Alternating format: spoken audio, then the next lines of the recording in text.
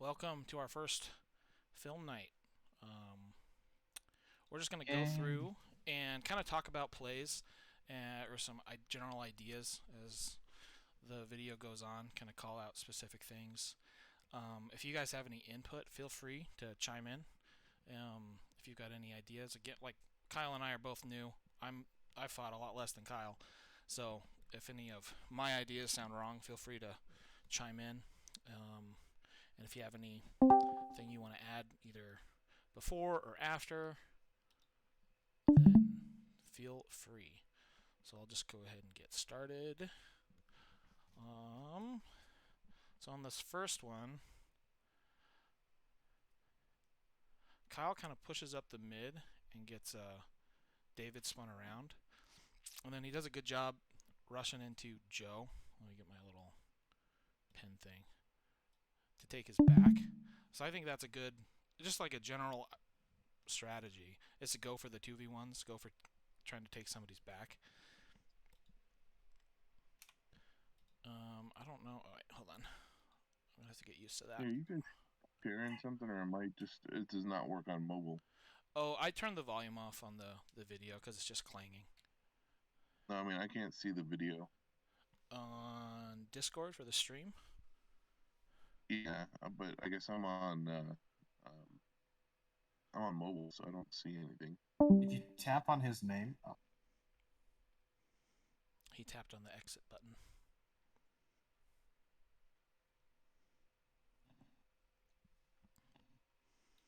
I don't know if it would have worked here for him. I don't know if he would have been fast enough, but Jeff probably could have broke away and blindsided David because he would have been might hit the rail. So I think Yeah, to say.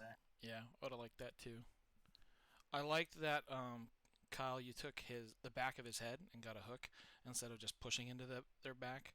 We're gonna see a lot of just pushing into the back over the Yeah, and course of the then video. tripping over my own fucking feet. So Yeah. that could have gone a little better. And Mike, if you tap on his name, it should help.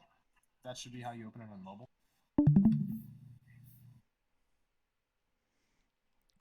okay, so then my only other note was Will had a takedown here. Yeah, he did. So this, like right here where he falls, most of you guys probably know this, but you can catch your own weight on your opponent's body and not be down. So as long as his weight is just caught, or if he catches his weight with his hands on top of Jeff, then you can stand back up and you're still in the fight. Just a good thing to know in general going forward. Not especially the new people don't know kind of how that works. And then he loses his weapon. That happened several times for Will, but he wasn't used to fighting with any of these. This is his first time. He probably could have dropped Jared here, but was a little short. Yeah. Oh, that's the I mean, hard part about pole arms. yeah. Judging that distance. Yeah. Maybe not though. Jared's kind of a tough bastard. And Will had never used this polearm in a fight before. I think he hit the pel with it a few times. But that's a point later that I have is don't do or do melees with weapons you're familiar with and have backups that you're familiar with. Yeah.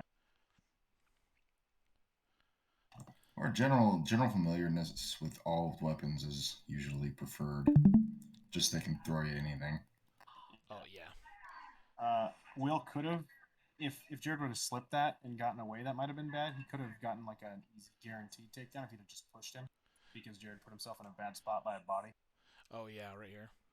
Yeah, probably should have just pushed. I mean, it worked, but Just gone for the push here instead of trying to get a hook. yeah, because if he screws that up and Jared pulls out of that, he might be able to reverse that. But Yeah, I agree with that. That would have been a safer takedown, especially since he's got a teammate up already. So even if they both trip over these, then it's still a win for the team. right. Also, it's less energy spent. Yeah, Yeah. yeah, and less chance of risking a knee injury by doing a throw or something too. But otherwise, it was a good throw, just pulling him down. I didn't have any issue with that. So we'll get into the next. Anybody have anything to add for that first round? Yeah. We'll keep going. All right. So I'm gonna take off. I just wanted to pop in for a second. Sounds good, man. Take it easy. Gotta work that graveyard shift. Yeah. Get it. Have a good night, man. Yeah. All right. So my first note. What's up, Troy? Joe pushes up. So he's kind of pushing through into a 2v1, which I don't mind. Oh, you don't mind it? Yeah, Sorry. because... Oh, no problem. Because you're kind of getting both of their attention at the moment. I've got to adjust everybody's volume as they come in because it's super loud. 1 second. I don't mind it if Will had crossed over to take Jeff's back, because Jeff had advanced pretty far up at this point, and Will. Yeah, I literally just joined. This is good timing. Welcome. So right here, Joe's starting to kind of get in between both of the Montana players, or team, whatever. I'm gonna call people different all the time. And he starts gaining ground and pushing them out, while Jeff on the side is pushing forward.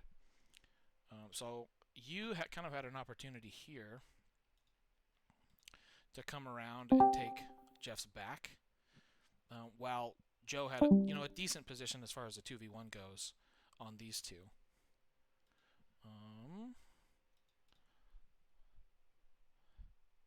So instead, push forward. Let me just look at my notes real quick.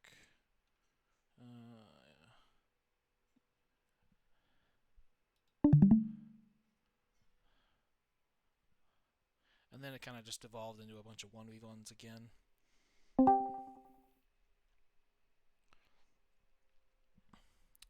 So here... Sorry, 1 sec. Can you hear us, Troy? He just jumped.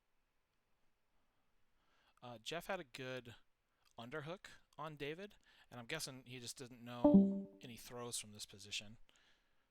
But if you had just put your right leg, try to get it in front of David, you'd have a pretty good position on a throw. Shimada with underhook, I think, would be the technical. Yeah, we're still trying to work some takedowns with him because he's still pretty new. Yeah. And he doesn't weigh anything. But Who's the one in red? That's David. Okay. I liked... Team Potato. So going back, if we're looking at Jeff, or Joe, sorry. That was a good takedown on Colton. Keeping that head position, or sorry, I got them mixed up. Colton had a good takedown on Joe. Right. So right there, if possible, if Will's in that situation, if he can back away and like get out of the 2v1, get out from between us and stay mobile and kind of run more, might work out better. Than I think this is the one where I ended up circling out, like I circled myself out and under the list, right? Not yet. That's later. Not yet. No, that's right here. That happened. Oh, Yeah. I just like fell out. That's okay. Yeah. Yeah, I I would think just stand up and there's a list there. Okay. if you're going, I don't think going for the corner is a bad idea. It's just getting used to fighting with the list. Because if you're in a 2v1, the corner is probably the safest position you can get, because then neither of them can really get your back. I mean, they're going to be able to land shots on you, but at least they're throwing them towards your front instead of your back. What I was about to say, also, getting upright would help, but it doesn't help whenever, someone's hanging off your dome. Yeah. If you can avoid the grapple in 2v1 in general, if you're not like a huge powerful dude, at least I feel like that can work out better for you because you can use mobility to try and get a takedown. And correct me if I'm wrong, but you can put weight on top of the list. As long as you're not hooking underneath it, you can lean on top of the list to catch yourself. Is that... That's what the rule book kosher? says is Yeah, you can't that's correct. hook, but some Or you marshals are can't like, put hey, don't something- do that. You can't put anything over the edge. Yeah, You that's put just- whatever you want on top of What it. just happened to... was his weapon hooked up in David's sword right there? Look like it. I think Yeah. David had his weapon Yeah. too. He was holding So his with axe. that 2v1, a grappling position isn't actually that bad of a position. It's actually pretty good. Where he went wrong with that is that he stayed in the middle of both of them rather than lining them up so that Colton couldn't just take all those shots at his leg. Yeah. So if he would have swung around behind Kyle, that would have put him in the corner. So he would have had that positioning. Also, he would have lined them up so it's hard. So he's like hiding behind Kyle. So in Phil any does that. one or like 3v1, you want to line everybody up. Exactly. Yeah. Phil That way does it they later in can't this. hit you around their teammates. That's pretty much all I had on that clip. Anybody else have anything to add before we move on? That was the second round of the first bout, right? Yeah. Right. Yeah, that's just the second round. Anything good I missed on the first bout? good Well, we can takeaways? just go back and watch it real quick. Well, I mean, we've already covered it. We don't really need to. You catching yourself on Jeff's body when you threw him was really good, Yeah. rather than hitting the ground with a third point of contact. Yeah, that was the main I point for think- the first clip. It was just catching I yourself think I on your did that opponent's with body. Mike later on too. Yeah, I think you did. And just keeping hold of your weapon. Well, and keeping my helmet Well, on too. Yeah. Brand new And- gear, brand new everything. If you're going in for a throw though, and you feel the weapon tug, just let go of it, because I think once or twice in this whole Mhm. set, I actually went down with someone. I went down with Phil and Mike because I didn't just let go of my weapon partially, and partially because they had a hook. But if I'd have let go of the weapon, it might have helped. Because it's behind them, and then they fall with it, and you get the death grip, and then you just fall with them. Come here, give me your head. And we were saying there, instead of going for the throw, when Uh-huh. he's in this position right here, you've got a body behind you that is a perfect thing to just push Okay, yeah. Jared over instead of going for a throw. It'd be Okay. potentially less energy, safer, and easier to do. Yeah. Not Sorry a for the guy on the ground. not a bad throw. It worked out, but Well, it was almost bad. My haft got pretty horizontal, or got perpendicular with his neckline on his helm towards the end of that. I was talking to one of the marshals after that bout.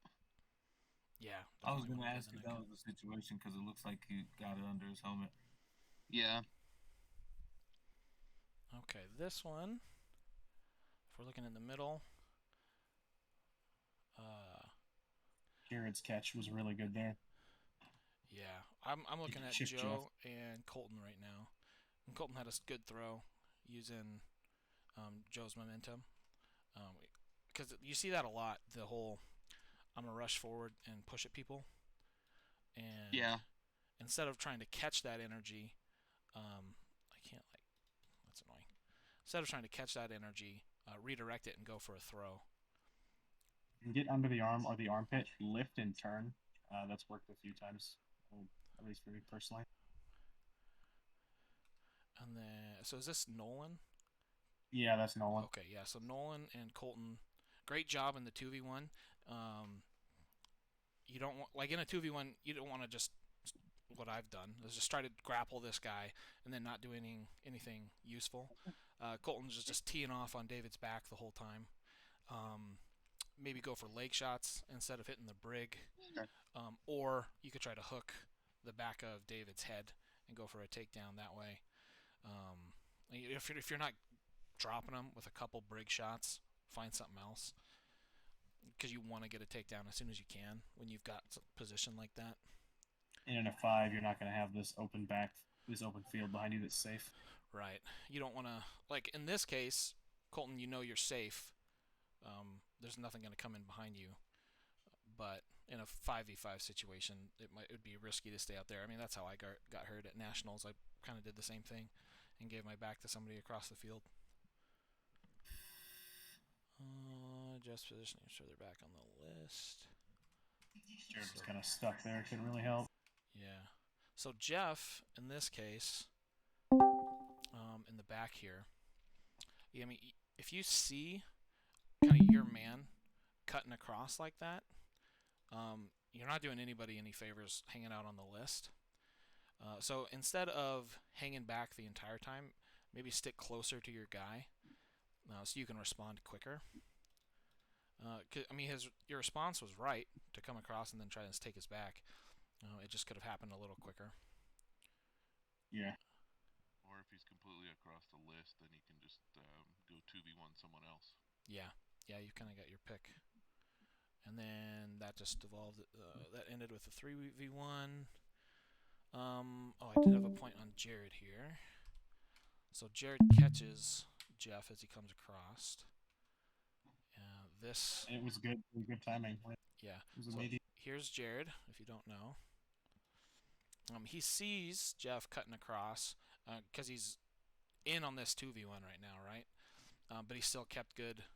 He still kept his head up and knew, like, hey, if somebody's cutting across, somebody might, another teammate might be coming in. And then catches Jeff before he can respond to David and get David's back, which I thought was solid. If he had another half step and that was square, he probably could have knocked him over too mid-stride. Yeah.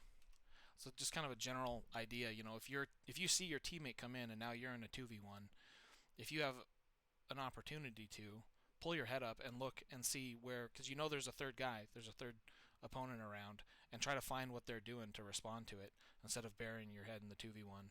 Especially if you're, in the equal position, face on face, where you don't have necessarily a good opportunity, then I think it's a good general idea to pull your head up and find the other guy.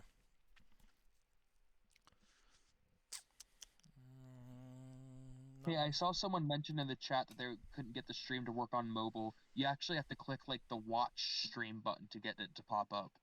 Yeah, it's alright. I end up finding a mic. It's all good. Oh, all right. But thanks, though, man. And we'll put it on YouTube Yeah, no too. problem. I know it's better to have it live, but anybody have anything else to say on that round? Yeah, actually. If you're in that 2v1 there where David was, he's not grappled at any point in that 2v1. He's just getting lit up and he's probably stunned. Just move. If you're getting in a bad spot like that, you can move. You should move because being stagnant isn't going to be any better. Oh yeah, right here. So like if you can shuffle out some way, just get out of that spot anyway and reset. That might work. But he might have been pretty stunned. He was getting punched up and backshot and everything. Yeah, and this is his first time fighting too. Right, totally. I think in general, never fight with your back to the open field if you can help it. So an improvement, David could just get his back on the list and try to survive the 2v1 that way. It looked like David wasn't in a good position also to make a swing just on the initial charge over there too. I mean, he didn't look like he even got a swing off. No. Yeah. Yeah, he didn't. That's a good point. Let me do this thing. So, I'm trying to think. You've got here. This is David here. And you've got kind of a scrum going on back here, and then this was Jeff. So when David cuts across, not a great time to make a cross move because this guy is going to, one, probably see it coming. Two, you've only got his front half, so you're not going to have much of an opportunity to get a takedown. If you do rush into him, you're just pushing him into the list. You got a chance to go for like a head hook and get your back around and get into this kind of position. But yeah, I agree. I don't think that was a great time to make a cross play like that. Actually, something else too. If Nolan could have gotten an underhook or some kind of grapple, like grab the arm fan or something, and gotten control on the edge, he could have turned his man's back to David, and then David wouldn't have had to commit and get wildly out of position like that either. Yeah. And then he would have still been facing Colton, and they could have made the adjustments that they had to from there. Yeah, that's a good point. I think I need like 5 more years of fighting before I can even think about it this tactically in the middle of the fight. Oh, that's why we go over it slow. Was that Mike? No, it was William. No, I was saying something. Sorry. It's maybe give him some instruction on like setting his feet to actually, because he doesn't even stop his feet to try and swing that falchion. If you got a two-handed weapon, you want to set your feet and actually take a swing. Yeah, I Yeah, agree, totally. 100%. If you're going to use a heavy weapon like that, you need to be able to hit hard with it, and you can't arm swing with a two-handed falchion like that. Might have been the inexperience too, because prior to this, we were Yeah. over there doing swing technique with his falchion with him for like probably 20 minutes. He might have just brain scramble. Oh shit, here we go. Forgot. Oh, no It's doubt. possible too. Yeah, I'm not Yeah. being critical. It was just more just feedback for him whenever you guys get to train with him. Oh, for You're sure. right though. Yeah, You're none of this totally is right. meant to be negative. It's just critique. That's how you improve. Okay, moving on. We'll watch David get the shit beat out of him again.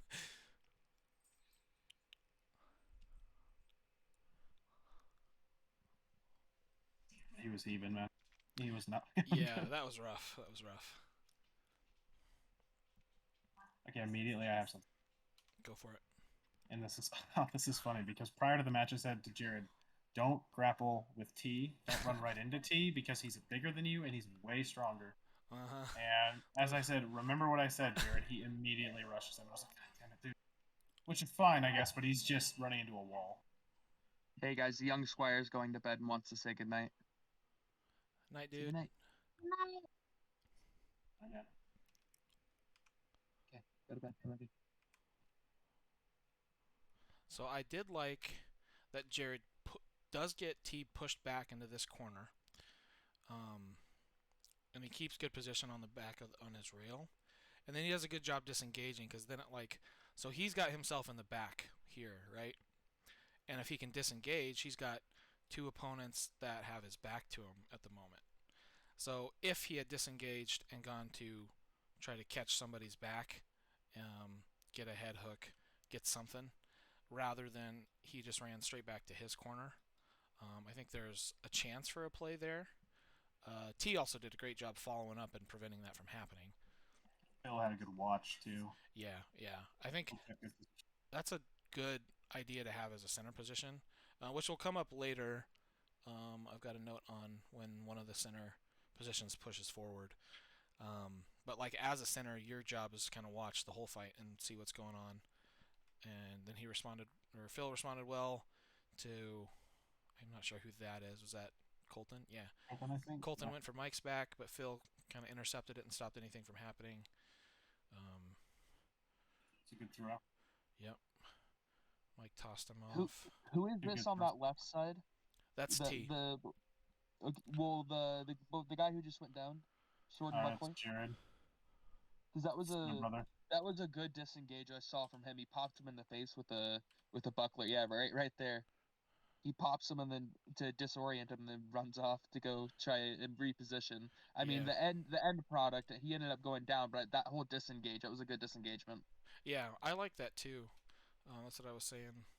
And instead of like ducking your head to try to catch somebody charging at you, maybe go for a throw, go for Yeah, we're working on that one. something other After than watching this, I was like, you're going to change that.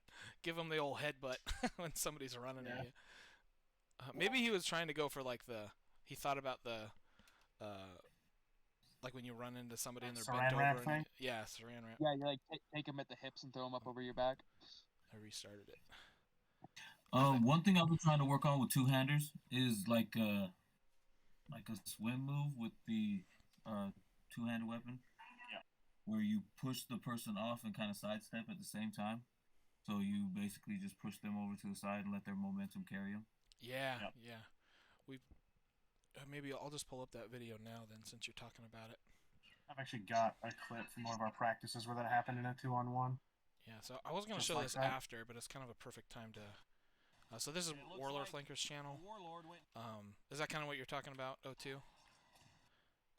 And it looks like a warlord went down Yeah. first. Yeah, that's it. He Yeah. throws a leg sweep in with it. And he does it twice. In a row, too. Yeah. And it looks like a Yeah, warlord that's pretty went much what down I've been trying to work first. on. Yeah, you have to. So if you're right-handed, you're crossing over your body to catch their left side, and then you're tripping with your right foot. I think you're tossing, off your right side, so you don't want to use this throw and try to toss them into the list. So, it's pretty specific on when and where you can throw it. Also, I've tried throwing it against polearm users. We practiced this same throw a while back, and it was really hard to get my polearm across into that position where he is here. Just because it was really common for the head to get caught before I could get it across. So I wasn't getting it to work well if someone else has a polearm. But against Sword and Shield, it was pretty easy. Well, and I think it has to do with a bit of the range at which you could twist it back to really catch the head. I don't know, maybe your shoulders had something to do with that. Yeah. I don't know if that was before we made your armor adjustments. Sent you the timestamp. Okay. It's another angle. It's the same thing, but it's more of it's not using the polearm like that. It's doing the same thing, but it's just using your hand and getting under the elbow and armpit for the same thing. But it does work if you catch them on the outside foot. And it's like, Colton's got good balance, and he just fell right on his face. This is a 2-on-1. That is apparent. Right here. You just push the elbow, and he just fell down like... Yeah.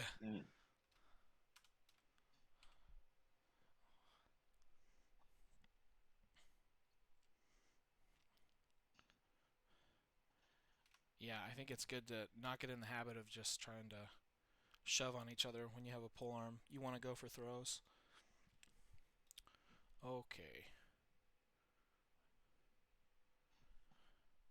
Mike had kind of a momentum throw there a little bit too. Yeah, I had a...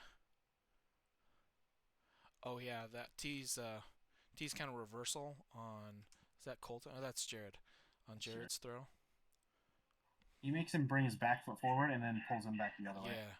I feel like you've got to be a strong motherfucker to pull that off, but it looked good. Yeah. Jared wears that. Yeah, T is actually, even with how new he is, he's ridiculously fast, ridiculously strong. In another 3 months, I'm going to have a hard time fighting him at all, to be perfectly honest. Oh, for sure, yeah. He's strong. The gym pays dividends. Yeah. He's a thick boy.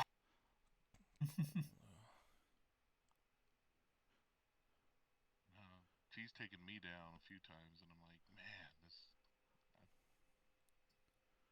he's ridiculously good for where he's at. I was telling Jared, don't tie up with him. I know how strong that dude is. Just don't do it. Okay, so I had a note on Colton here. Turn your attention that way. I'm just gonna read it. Colton had the start of a good throw on Phil, but Phil was able to keep his center of mass on Colton, resulting in a trade. So I think Phil had a good call here. He was in a bad position. He felt the throw going, so it's kind of making the best of a bad situation, where he was just able to force the suicide instead of being getting the takedown. So I liked that. You don't want to get thrown, but if you're going to, yeah, but a suicide's better than just a straight up negative takedown. Yep. Okay, I'll go ahead and move on. Real quick on that throw. Yeah. So the positioning was off on that. Like Philip had all of his weight on Colton's back when he was trying to throw him. So that's just pulled. Like you watch Colton's leg, it just buckles out from underneath him. Yeah. Like the positioning was just wrong for that type of throw. So think maybe if Colton had stepped through with his left foot and try to throw him over his hip more. Yeah, you got to bump the hip into their hips because you want their upper body away from their hips vertically. I mean, if their shoulders are above their hips, they're going to be harder to throw. Well, and he's got an opportunity.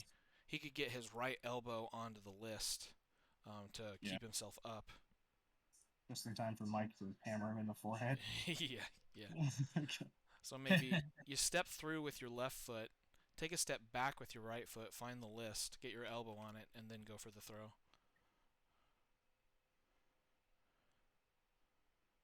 Really, his hips were just all out of position.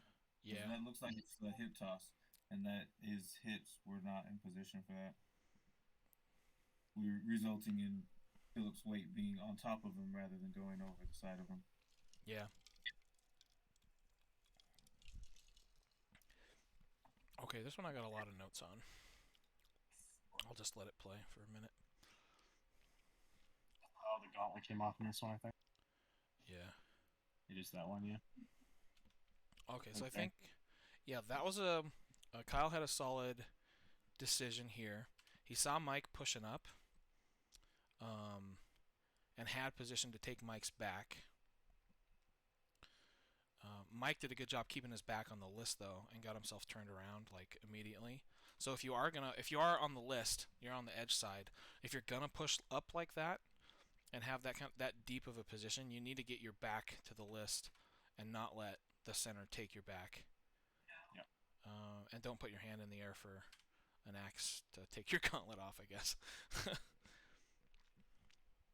Well, also if any kind of armor comes off, get to the ground so everybody knows to stop hitting you. Yeah, that too. Yeah. Get out of the list if your helmet comes out. We had that happen like twice here today. Yeah, I don't know if Mike really could. He was kind of tied up. You had your polearm underneath him. I was hooked. Yeah. So that was when my blade was stuck in his arm right there. Took us a minute to get that out. Okay. Yeah. I didn't see that.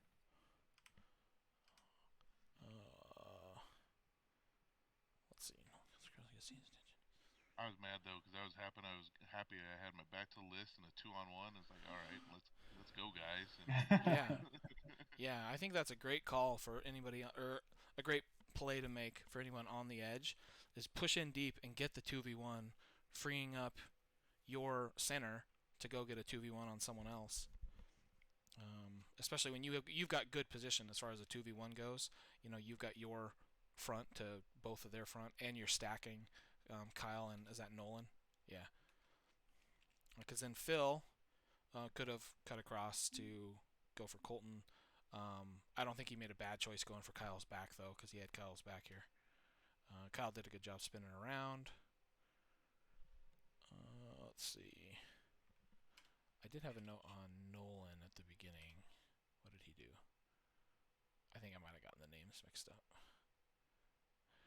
Or this might have been after Mike went down. Oh yeah, Nolan kind of flubbed positioning pretty seriously in this one.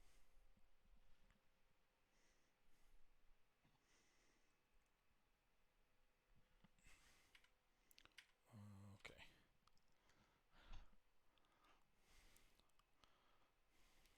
Yeah, so Nolan cuts across, and then so he's got a great opportunity here for position where Colton, and he's got T in between himself and Colton.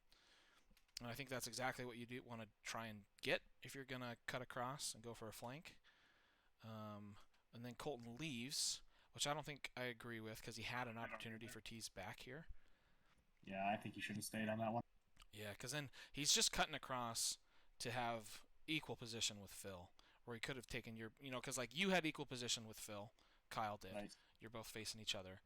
And Colton had an opportunity to take T's back, and then if you traded across, then, or if you stayed with Phil, yeah, your team would have been up position in general. But you cut across and get and try to do that, but then T does a good job stacking you guys, which is exactly what you want to do in a 2v1. I did have a note here. Okay, so Kyle, you cut across and you go for a headshot, which I didn't like. Yeah, so you hit him in the back of the head. And I think as a rule, in general, you shouldn't go for headshots because your helmet is the most heavily armored part of your body. So you're less likely to get a takedown by hitting him in the head. If you do hit him hard enough to get a takedown, then you could cause brain damage, right? Like if you're knocking somebody out by hitting them in the head, then you're a lot more likely to cause an injury by a swing to the head that results in a takedown than not, and it's harder to get the takedown at the first place. So instead, you could have gone for back of leg, kidney, try to hook his helmet from behind, set up a throw. Right. Just a kind of general strategy. Rather than going, the headshots are the easiest thing to, they're kind of the most natural thing to go you want for. to headhunt, yeah. Yeah. Like monkey brain. Yeah. Just as a rule to try to keep in the back of your head when you're fighting. The only thing I use headshots for is to try and disorient them for a second so I can come in for a grab or grapple or something. If they're running away, a headshot does literally nothing. Yeah, it's a good distraction technique, but in this case, Kyle just hits him in the back of the head and lets T know that, oh, somebody's behind me, I need to move. Yeah. Austin's punches to the face are pretty effective. Punches and pommel strikes to the head usually seem to work. Like straight to the faceplate. Yeah. Like, Yeah, those are pretty pommels effective. Are fairly effective. Yeah, well, It's super effective. Right. Strikes are But yeah, generally, like I don't really hit somebody in the head unless I'm just trying to make it look good Here's what I found. or get their attention. Yeah. Okay. Like thighs are beautiful. Hip shots are awesome. All about that ass meat. that ass me. Mm. Lower back is great. Any kind of gaps. Anyway. Neck's pretty good. That's illegal. Who said that? I'm in danger. So Monkey brain doesn't take over. Go for liver. So here I don't like T's play on given the old running push, which you see so much. So he's got two of his opponent's backs, and he just pushes everybody into the corner. So like, even if it you've got your opponent's back and they're in that kind of position with your teammate, if you run and try to push into them, the most likely, if you get a takedown, you're probably getting a takedown on your teammate too. So the old running shoulder check, I think, should be avoided in that case. I think you should really only try to run and push into somebody if they don't know you're coming. If somebody sees you coming, it's easy to backpedal and catch than not. That made a lot of sense, but we'll keep moving forward. Because then it just results into now 2 equal position 1v1s, other than T's an animal, and then everybody ends up trading. Gorilla glue seal. Yeah, he probably would have been better off clotheslining the guy on the side, trying to peel him off. Yeah.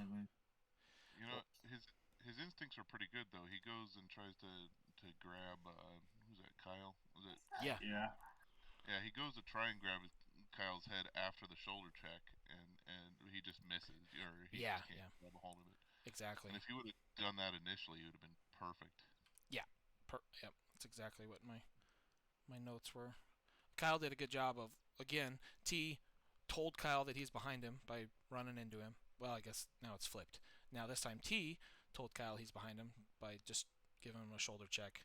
And then Kyle had a good response on ducking his head and not giving up his that hook that T was going for. Also, if he would have kicked him in the leg and spread his legs out, it would have given him a less solid stance. Yeah. I'm trying to tell everybody on the team, kick your legs. Kick the legs. There's all kinds of things you can do when you have somebody's back. Okay, I think we'll move on, unless anybody else has anything.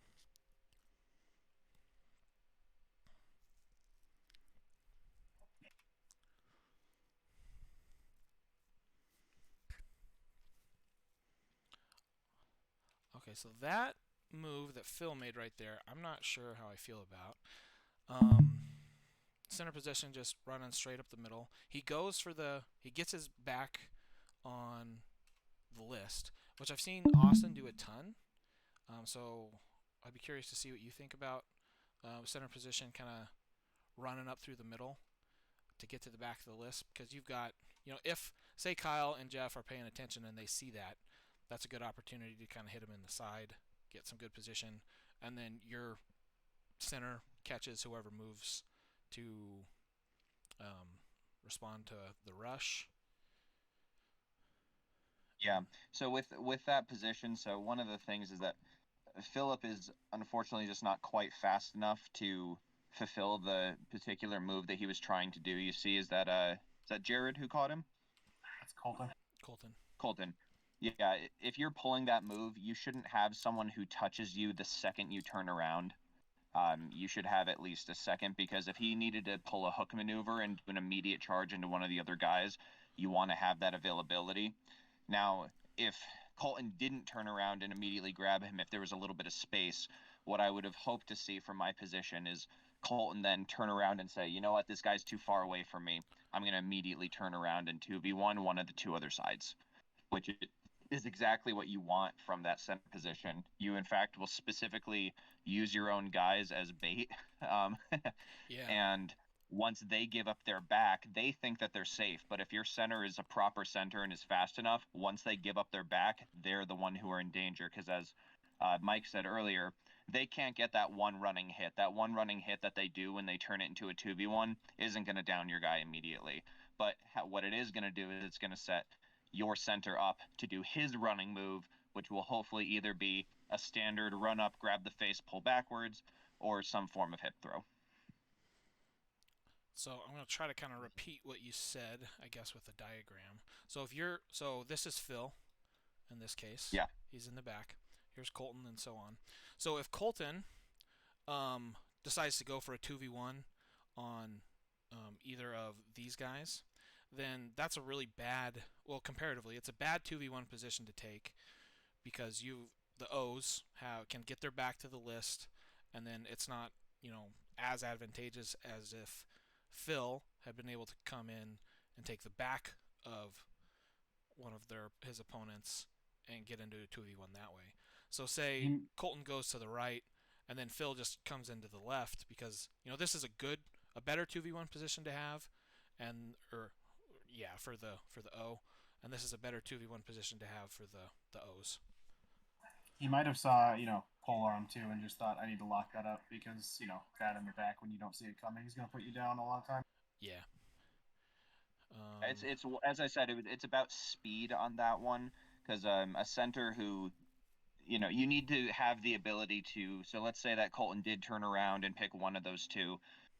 Center Philip right now runs over and does one power move on one of the guys. Honestly, that is all that it takes, because if in that other 2v1's mind he saw the center run to the other side, he's now going to be secure in his head to say, oh, I have all the time in the world now to help my guy take care of him.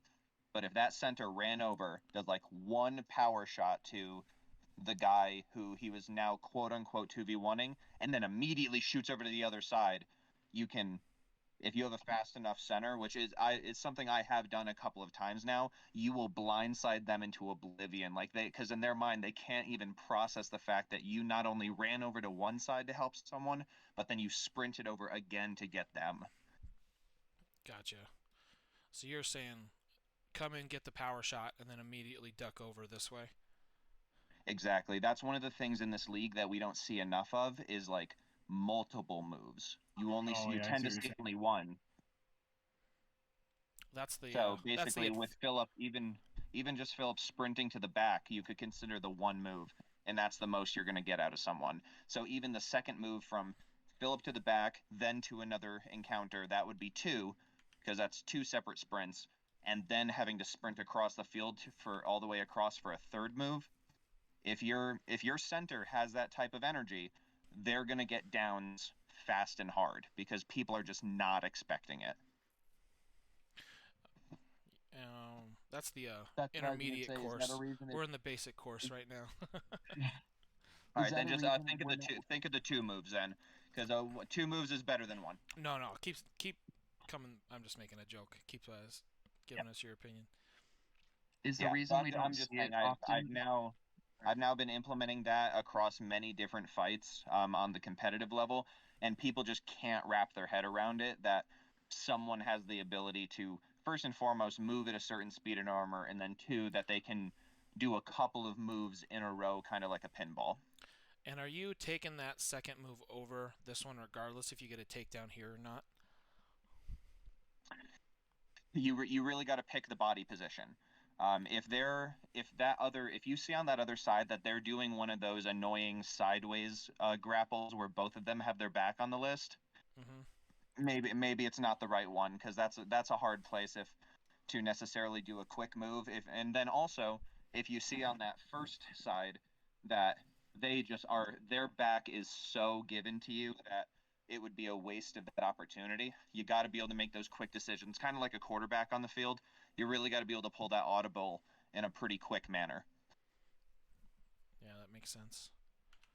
And I think as a mindset to have for your other two teammates, like if you know your center is going to make that play and go for the backfield, stay engaged with whoever's across from you, but keep your head up and see which where their center responds to. If you see somebody coming into you, okay, prep for the 2v1, get your back to the list, maybe backpedal into the corner, keep yourself alive. That's your only job. And if you see the center cutting across this way, then it's your job to try to twist this guy and give a good position to the center who's coming in later.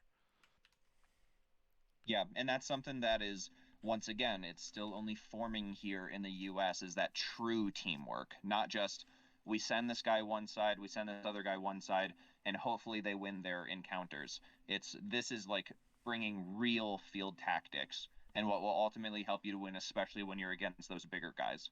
Yeah, and it's everybody's job to keep an eye, to think about tactics, not just the centers.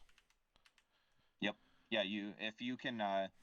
we've been able to pull off a couple of different maneuvers where you, exactly as you just said, if you know your center's pulling those moves, you don't have to be a superstar and try to pull off your throw in that 1 second. If you can set yourself up in a suicide hold, but your back is against the list, the other guy can't move, you know your center is going to run through and just do a sweeping leg kick and just kick that dude's legs out from under him completely, and you can finish the throw, and you can do that in one move, then great. There's like so many options when you work together.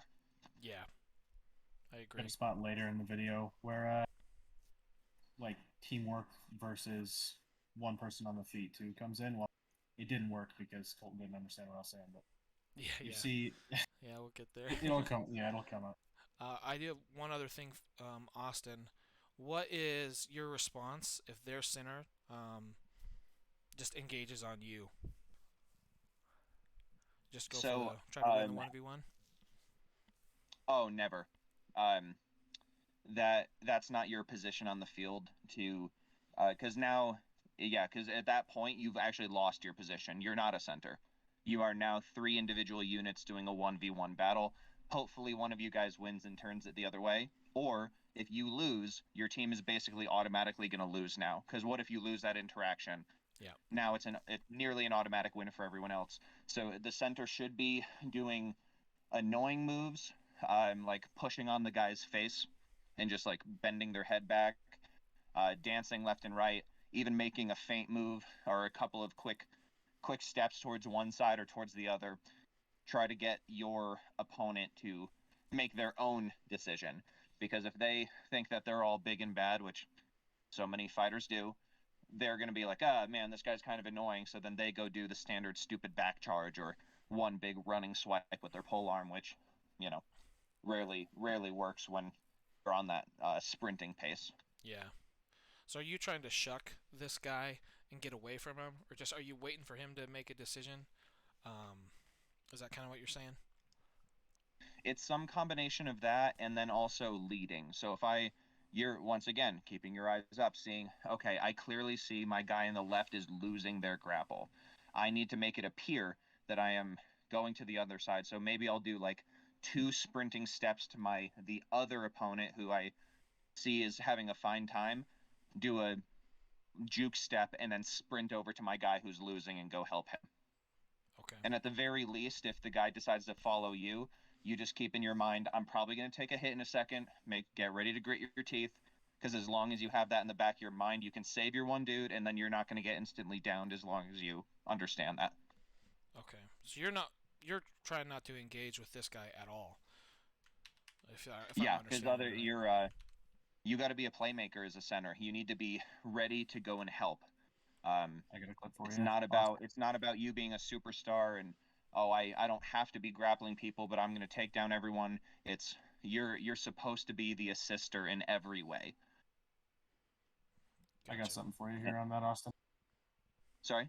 I got something for you here. It's a clip from the March regional where you did that. Yeah, sure, yeah. If you let's got post that.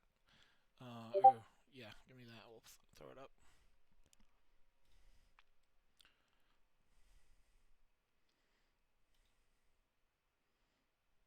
You were like in a connect, disconnect, quick disengage position, and Mason had his back turned. I don't know if you remember that. Is this when I already had my arm broken? Yeah. Yes. Then I believe I remember. So this is a really awkward standoff in the beginning of this one because we didn't have anyone wanting to punch through, but when it finally got going, that's what happened. Okay, if anybody, Oh well, everyone was being smart. You know, it's if anybody doesn't just- know, that's Austin.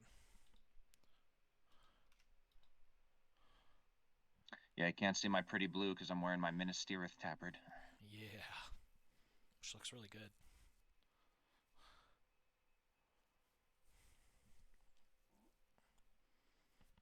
Yeah, so you can see my body language. Even though it looks like I'm tagged up to go on Trevor, I'm looking left the whole time.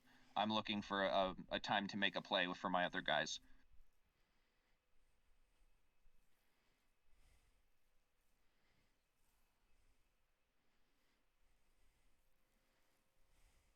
See, moving my body over. I need to get a little closer if I'm going to make that sprint. Go back over because I don't want Trevor helping. Yeah, I think that was a good response from Trevor on staying close to you, not just hugging the list. Yeah, well, I got him now. Like I've put him exactly where I want him. He can't do anything to help his teammates. Yep, and there it was. Oh, it's not But- actually that though. You get him to the ground with one. It's like a close range one, but it's the same thing. It's like right here. Nice. Yeah, well, you could see as the camera went in, I was doing a stiff arm into Trevor's shoulder or into his armpit. See that? Yeah, With my mace. making distance. So I wasn't engaging with him. I'm not trying to throw him. I'm waiting for one of my other guys to give me a second, and there it was. And then with that, it's basically an automatic win for the type of players we had on the field. We're not going to lose a 3-on-2. Oh yeah. Well, just getting the 3-on-2, no matter who's out there, is a huge advantage. Yeah. And then from there, it was just take it slow, grab who you need, and let's put them down without getting anybody hurt on our own side. I like Kyle pinning both of them there. Well, exactly. Like Kyle's move couldn't have been better because then it made both of them just starting to take hit after hit. They're getting tired. And then I'm sitting here cocked back while it's a 2-on-1 behind Trevor, and he's not helping them at all. Yeah. So Was that I'm stab still doing from my Trevor? position. that looked a bit like a thrust to me. That's funny. Yeah, that actually is. That was a 100% stab at my face. Good thing you blocked it. Although I guess he's got that hook, it wouldn't have gone too deep. He's got a. If you are gonna stab, I guess that's a good weapon to stab with. Here's a peel on Trey, the head push. What was that, Kyle? The head push? No, this. Bink. You just let him go. I'm tired, dude. He's fucking strong, man. I was tired. He is strong. Let's see. What did we finish this off with? Trevor Because took right a now knee.